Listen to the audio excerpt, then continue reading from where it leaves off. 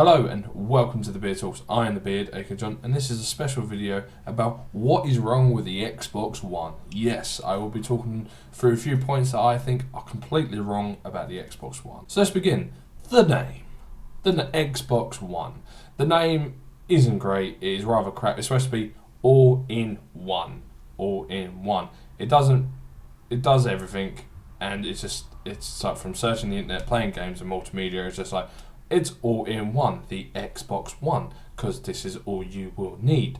It's no imagination. Will there be an Xbox 2? Hello and welcome to the Xbox 2. Yes, the all-in 2. Oh, that don't work. Oh crap, what should we do? But I don't think it's great imagination. The Xbox, you might have just left it as the Xbox. You might have just let the Xbox One just sounds really crap and just... Guys, you want to go and play the Xbox One? Yeah, that doesn't work. Should have left it as the Xbox Infinity. That was brilliant. I love that name.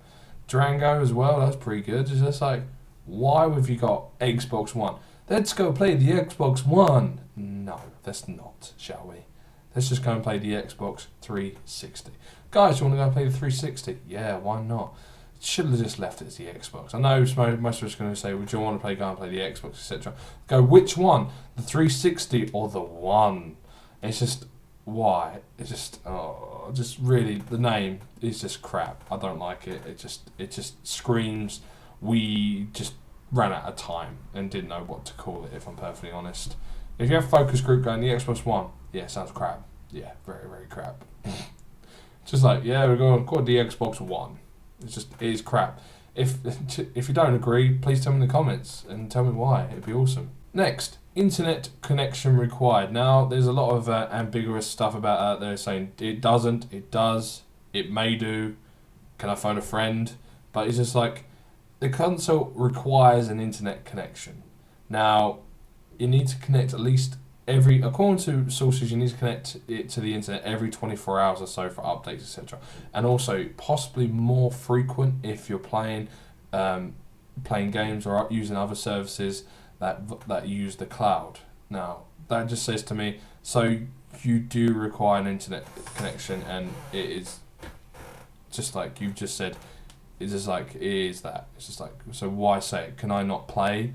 So apparently you can't play a single player. Like if people are going to play a single player game for weeks and weeks and weeks without going online, you have to go online every 24 hours or so. Apparently, this is the information I've got so far, but it could be wrong. But this is what's on the internet at the moment. I've gathered it together and said you do require an internet connection. The Xbox needs to connect to the internet every 24 hours for updates, and furthermore and more frequent if you're using the cloud and other services that use the cloud on the Xbox. So it says to me, why? Okay, so why? But apparently you can still play single player games and Blu-rays and watch live TV without connecting to the internet, but it still says you still need the internet connection. But oh well, that's the Xbox One. Let's talk about the RAM. 8 gigabytes of RAM. Is this going to be enough? Is it going to be enough? I'm not too sure. On a PC, 8 gigabytes of RAM is pretty good if you're going to play most of the games out there nowadays and run other bits and pieces. But for a console like this thing has 3 operating systems. 3! He has one for Windows 8, he has one for the Xbox itself for all its hardware, and he has one that combines the two to make sure they work alright with each other and you can switch between them very quickly.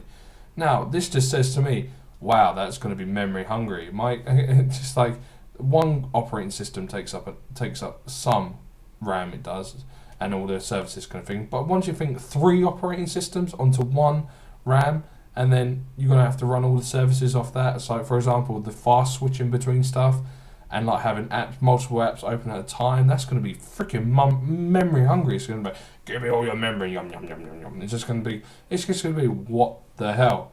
It's just like the significant chunk of the RAM is just going to disappear when you start the console. So it's like, alright then. So I could be wrong, but this is what I'm reading from the internet and what I've gathered from it. But if you're running 3 operating systems, look, the iPhone at the moment. Now, if you have so many apps open, they become so slow you can't do anything. And then once you like double click your home button and get rid of all the apps that are running at the moment, it's just like, I can breathe. It's just like everything starts running a bit faster. But Will you be able to do that on the Xbox? Will you go, oh, I don't want this app running, let's close that, and close that? Because with the multiple apps being able to run at the same time, will you be able to just, once it's closed, is it closed?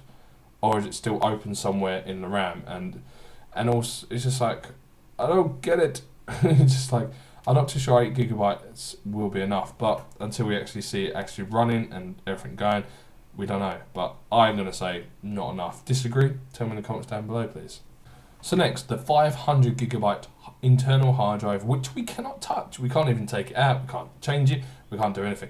Is this going to be enough? Now, there's been, even when the first Xbox and all that came out, it wasn't enough. 250 gig, not enough. 320 gig, not enough.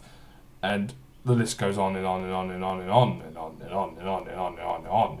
So it's just like, is this going to be enough for this console, which is supposed to be a multimedia center? So it's for downloading all your movies, all your games, and all your music, etc. onto this one hard drive. And is it going to be enough? Will it be enough? It's just like, I don't know. I don't think it will be. Now, the amount of times I've heard my friend, I've run out of memory. Fuck, shit, what do I do? And also, now you have to install the games onto the Xbox One hard drive. How much is that going to take up? How much are these games going to be taking up? They're going to be taking up like 10, 20 gigs or something. The Battlefield 3, like the HD textures update, I think it took up like 5 to 6 gigabytes on the Xbox itself, on the Xbox 360. So it's like, that is a lot of memory. And if you're going to install the entire game onto it, what happens if you had 10 games? 10 games equals 100 gigs or something, like 10 gigs per game. I say, no, that's 100 gigs. That's 1/5 of your fucking hard drive gone already. That's for 10 games. It's just like, what the hell? It's just like, it's got to be already. No, that doesn't include any of the movies going to be downloaded, any of the music you're going to be having on there, etc. Any of also the apps that are going to have to be installed onto the system. It's not even speaking about the operating system itself, because rumours and hearsay, what I've read on the internet about saying, the 3 operating systems and other bits and pieces that the Xbox needs to run like seamlessly takes up a significant chunk of the internal memory itself. So say you've got a 500 gig hard drive, you're like, alright then, you may not even have that, you may only have like maybe 400, or not 450 maybe, I'm not too sure how much it would take up, but the internal storage is already condensed already. But they say you can use like the USB 3 to add external storage, but the thing is, what kind of format will the external storage have to be? Because at the moment, the Xbox only recognises external formats in FAT32. It does. So will they change that? Is that been changed? Can you just connect anything up to it and you're away? But I really don't think it's going to be enough. But you disagree? Please tell me in the comments down below. The Kinect usefulness. Now, from what I saw about the Kinect on the thing, it looks amazing. It looks like it works perfectly. But that could have been all freaking programmed into it, and he could just set it when he wanted to. But we'll have to wait and see if it's actually real. But the thing is, the Kinect at the moment is a pile of wank. It doesn't work, and a lot of the time it's just like, Xbox home. No, I didn't say that. No, what the? Shut up. Cancel. No, I do not. Oh, fuck's sake. Literally, this is kind of thing you'll go through. Sometimes you can get the Kinect to work perfectly, and some days it's like, I don't want to play now, I don't want to work, sorry, you have to go for another thing.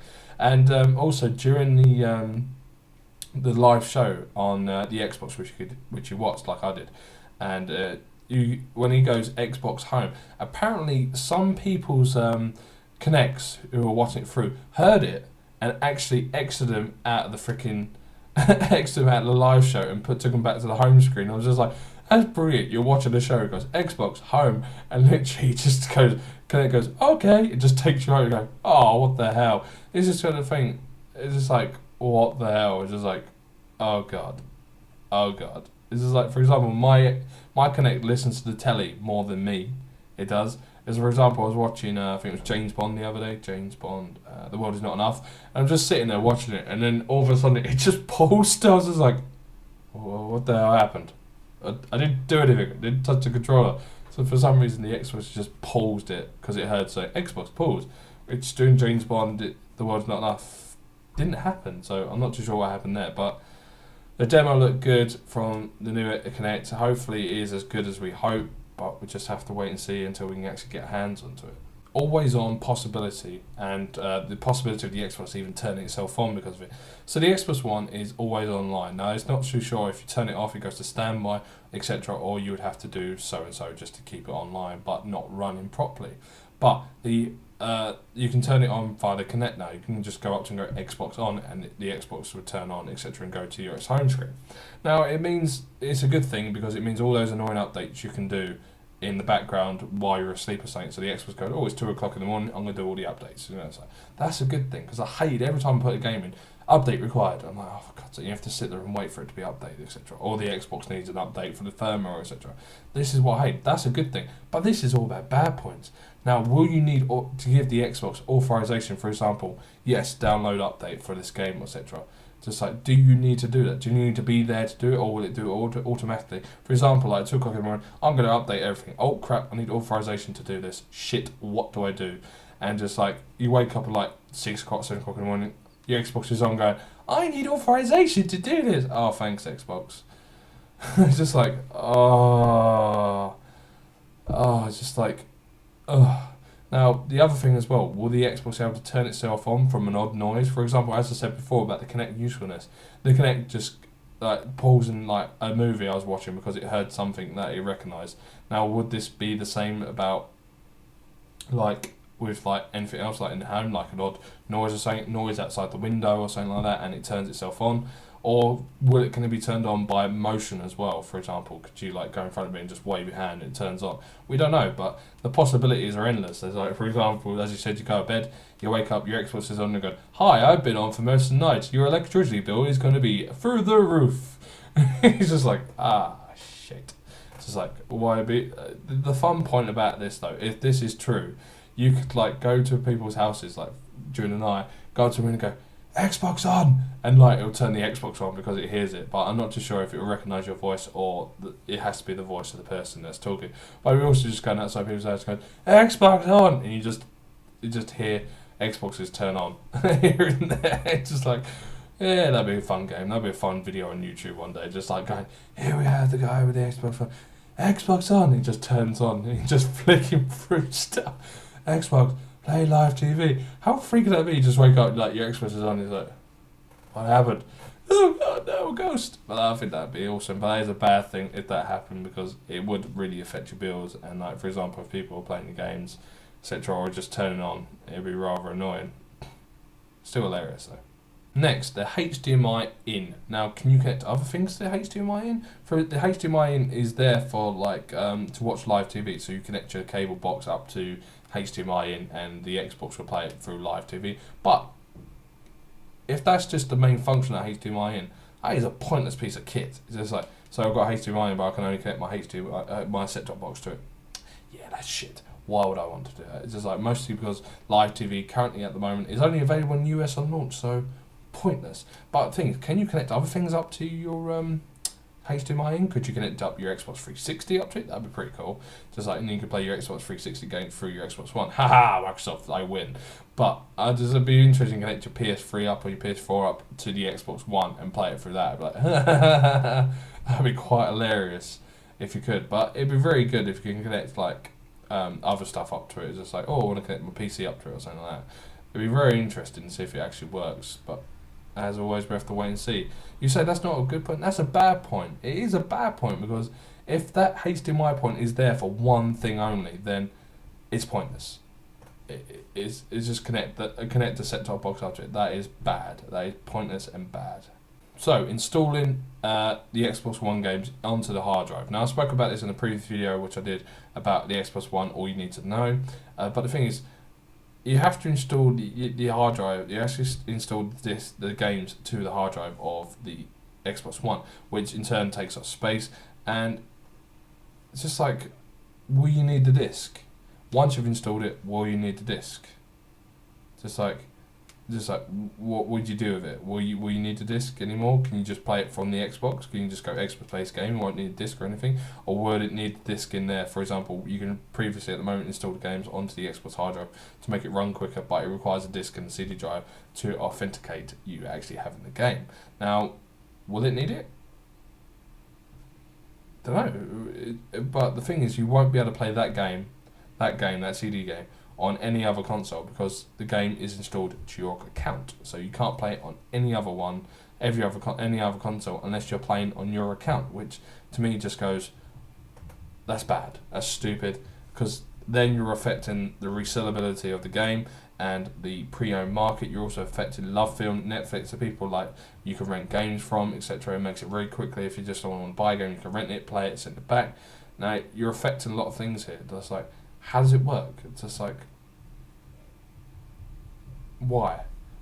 It just I don't get it. They do need to bring out a little bit more information about this, but at the moment they're sketchy. But this is the bad point where you have to install the game to the hard drive to actually play it, because it takes up room, which is you haven't got much of, and so there.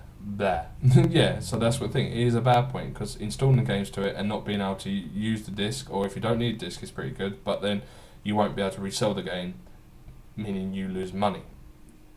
Yeah, that is bad. You gotta agree with me, it's bad. It's just like, why? But that's Microsoft for you. So to end this little discussion about what is wrong with the Xbox One, now let's just have a look at this. Its competition. The PS4 at the moment is for hardcore gamers. They are for hardcore gamers. You saw it. It was there just for hardcore gamers. The Wii and the Wii U, family gaming. It is really just for families. The Xbox One, they've just said, right, we're not going to go for gamers. We're not going to go for people who watch TV. We're not going to go for these people. We can go for them all. Everyone. We're going to just combine them all into one console. We're just going to do this, and just like, okay. And they just want to control the living room, like the living room area. Just like, we control this area. This is the Xbox. This is all you need. Reason why it's got Xbox One in front of it, because it's all in one. It's just like, oh god, here we go again. But it's just like, I don't like it. It's just like, why? Because at the moment the 360 does all this. I watch movies through my 360. I play games through my 360. I watch Netflix, LoveFilm. The list goes on and on and on. I can already do this with my 360. The 360 is kind of my entertainment hub already of my living room. I rarely watch TV. If I do watch TV, it only takes a second to take your remote and just go switch source to TV. Done, dusted. It's not hard, but it's just like, it kind of, they want to compact everything into one, but it's not complicated nowadays. They're thinking, oh, everyone just don't want to do this, but we are quite smart. We can switch sources quite easily to like, oh, TV, Xbox, TV, Xbox. It's not hard. So it's like, I've got three. I've got the Xbox, I've got the TV, and I've got the PlayStation 3. I've got three sources I can just switch between when I need them. It's just like, it's not hard, but Microsoft think, oh, we're going to make it easy for everyone, put everything into one. Just like. Now, early rumours did say that they're thinking of building two consoles. One for the hardcore gamer. This was the console that probably would be like the one in like the 8 cores, CPU, high graphics, etc. Blah blah blah blah blah. And they were thinking of building another one, a smaller version. It was for like multimedia, etc. Like you can watch a multimedia. Now the thing is, the hardcore gamer console would mainly be for gaming, but it could still do the same bits and pieces as the entertainment area would do, but not as like extensive. For example, you probably wouldn't be able to watch live TV through the Xbox, the hardcore Xbox, but you would be on that one. And that's what they're thinking of doing. There was early rumours about that, and I thought, this is actually a fantastic idea. So you can have one console for all the hardcore gamers. It's just there for gaming. It can do it. It can knock it out of the park, etc. But also do little bits and pieces about multimedia. Like you can watch Blu-rays on it, and you can watch like LoveFilm, stream stuff off of it, and then you can have the little one just for all the families out there who just want to watch TV or just occasionally watch like movies, etc., and like play arcade games on it, etc. Which I thought, oh, that's a brilliant idea. It's just like, because you cater to two markets, and you please one and you please the other. And then, they did say about possibly you have to two to like combine both of them, but you wouldn't really need it if you have the Xbox, because you have most of your entertainment through that. But they scrapped it because they thought, oh, we can't take a hit like we did with the first Xbox. When Microsoft produced the first Xbox, they made a loss on every single console, and they never made that back. They never made the money they lost until the 360. They never made any of the money they lost from the original Xbox until the 360, and then they started making the money back. So at the moment, in the current economy, I can understand where they're coming from, because all they've done is taken that hardcore gaming console and the multimedia and just slapped it into one, into the Xbox One. But I still think before it would have been a better idea to have the hardcore gamer console and just like a family console, just broaden the range. So if everyone wanted the hardcore game console, they could go and get it. It'd be the most expensive one, and then you have the little one, which is less money, but would be like fit other families who just want to watch TV, etc., and play games, etc., for the kids, which I think was brilliant. But They didn't. They just slammed it into one, and just they didn't want to take that kind of financial hit, which I understand in the current market, as I said, but I still think it would have been a good idea, better than the Xbox One. So, at the precise moment, unless they show us anything fantastic at E3, my likelihood of getting the console is not fantastic. Let's just say that. It's not. I'm not really going, oh, I'm going to pre-order that, I'm going to buy it brand new. Yeah. At the moment, no. So, I'm going to have to wait till June 11th to June 13th to see the Microsoft showcase of the Xbox One's games. But we'll have to wait and see, won't we? Hope you've enjoyed this little video about me talking about the good, the bad points about the Xbox One. Hope you have a great day with our people, and keep calm and grow a beard, and I'll see you next time. Bye bye, people. Bye bye.